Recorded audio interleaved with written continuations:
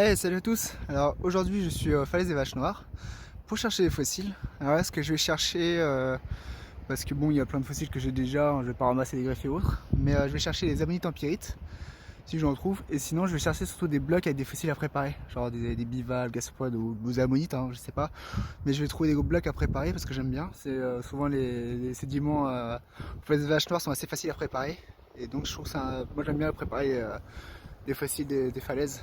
Donc voilà, c'est ce que je vais chercher principalement aujourd'hui. Voilà, allez c'est parti. Regardez là. Tac. Petit gastéropode. J'en trouve pas beaucoup des comme ça. Donc là, hop, celui-là je vais le prendre. Regardez les empreintes là.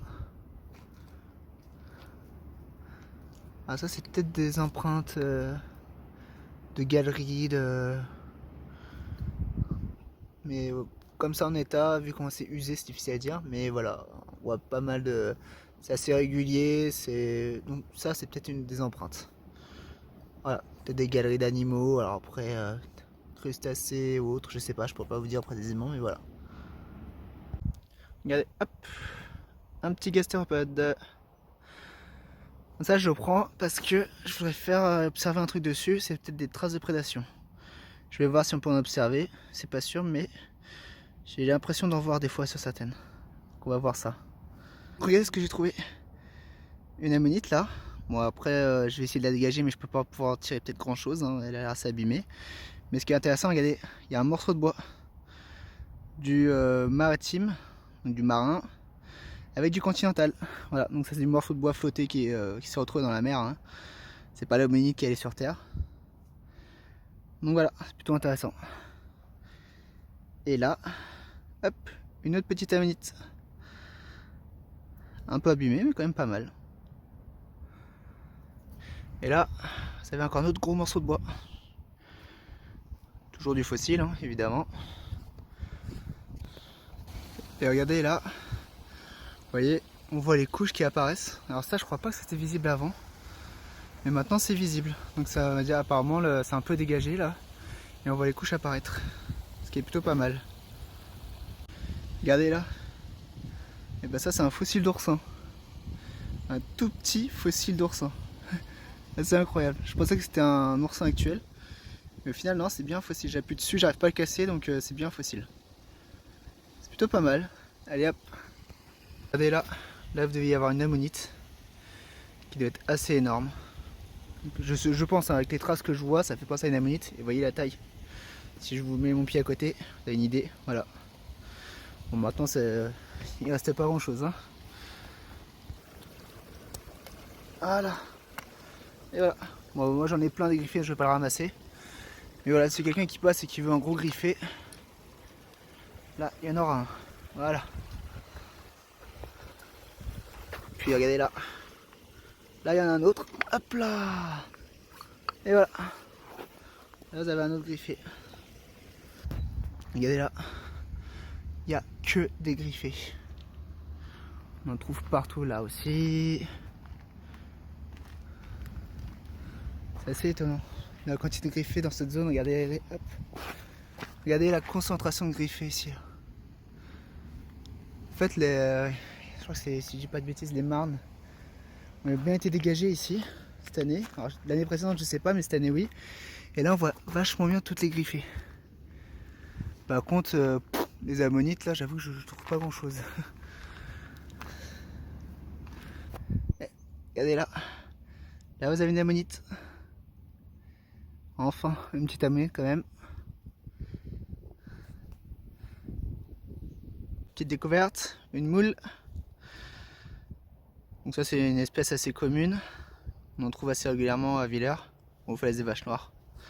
Donc il y a une belle petite préparation, ça peut faire un beau fossile. Là vous avez une éponge, spongiaire en fossile, plutôt pas mal. Voilà. Hop, regardez là. Un petit brachiopodes. Voilà. Ah non, oh là, qu'est-ce que je raconte comme bêtise. J'ai mal regardé, c'est un bivalve, c'est pas un brachio ça. Je raconte des bêtises, un petit bivalve. Voilà, avec les deux valves attachées, c'est plutôt pas mal. Regardez là.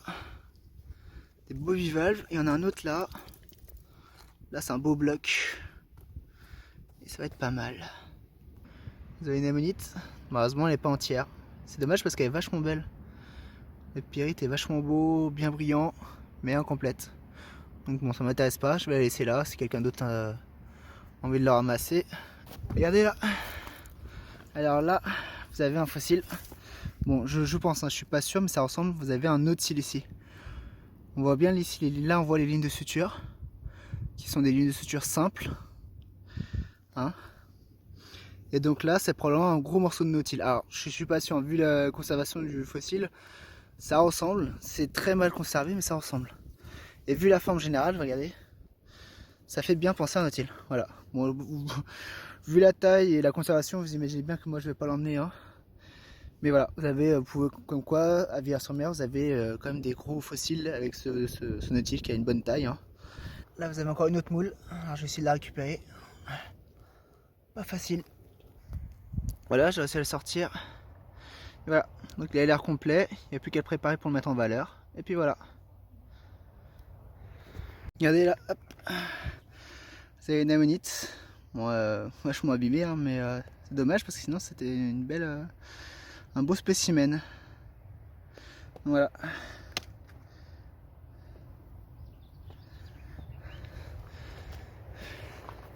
Donc là je recherche un peu en bas, voir dans les cailloux si je trouve des trucs, mais tout ce que je trouve c'est des fossiles complètement usés comme l'ammonite là, donc j'avoue c'était pas...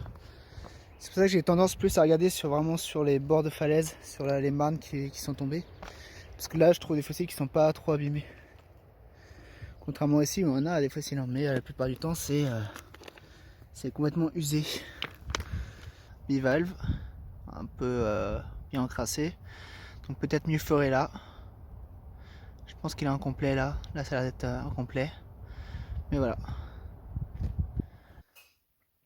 Et voilà le résultat de cette fouille. Donc je suis plutôt content, j'ai fait quelques découvertes, donc j'ai pas beaucoup de fossiles, mais j'ai fait quelques découvertes sympas. Alors par où commencer? Bon, les petites découvertes. Donc là vous avez la petite ammonite, là vous avez l'autre petite ammonite que je vais devoir préparer. Donc pareil, ça va être assez compliqué, je sais pas comment je vais faire pour pas l'abîmer parce que ça a l'air, le bloc en général assez fragile. Là vous voyez il y a une fracture ici en plein milieu, donc l'ammonite risque de se couper en deux. Donc là il faut que je réfléchisse avant. Donc je pense laisser sur le bloc et essayer de dégager la minute comme ça sans abîmer et consolider avec de la résine, je pense. Là vous avez Myophorella à dégager probablement. Alors peut-être Myophorella, j'arrive pas à vraiment savoir parce que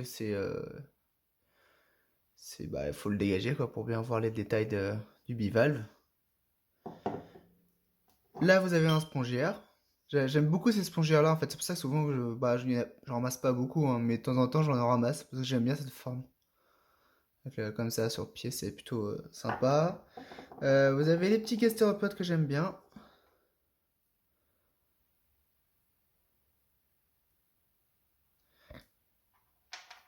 L'autre petit gastéropode comme ça qu'on voit moins souvent, ou en tout cas moi j'en trouve moins souvent. Qu'est-ce que je peux... Oh les petits bivalves, là et là. Ça je pense que c'est la même espèce. Probablement, voilà. Là vous avez un autre bivalve. Donc probablement une huître. C'est pas une griffée, alors par contre l'espèce je m'en souviens plus. Comme ça les têtes je pourrais pas vous dire. Hein. Ensuite on va passer sur du plus gros. Donc là vous avez mes deux moules que je dois préparer. Donc celui-ci je vais laisser sur bloc. Et je vais essayer de faire un bloc comme ça. Et comme ça il sera posé là-dessus. Vous voyez à peu près ce que je veux faire quoi. Et le dégager comme ça en le laissant une attache sur le bas. Donc voilà. C'est à peu près comment c'est comme ça que je le vois, comment je vais le préparer. Et il va falloir que je fasse. Ensuite vous avez celui-ci. C'est pareil, celui-ci je pense que je vais le dégager peut-être complètement parce que le sédiment n'est pas assez important par rapport à la taille du fossile. Donc il n'y a pas forcément d'intérêt cette fois à laisser du sédiment, peut-être juste enlever totalement le fossile et le dégager complètement. Voilà. Ensuite, là vous avez du bois, que je vais devoir mettre pas mal de résine pour le consolider. Et c'est pareil, le bois, le problème c'est que j'aimerais bien dégager pour mettre en valeur justement le bois pour enlever le sédiment qu'il y a dessus. Mais sauf que le bois, souvent le bois à Villers, ça se détache complètement, en fait. C'est pour ça que souvent le bois est dans du liquide, pour éviter que il sèche et que vous avez des morceaux qui partent. Et donc, bah là, faut que, je sais, j'aimerais bien le préparer, mais le problème c'est que en le préparant, je risque d'abîmer complètement le fossile.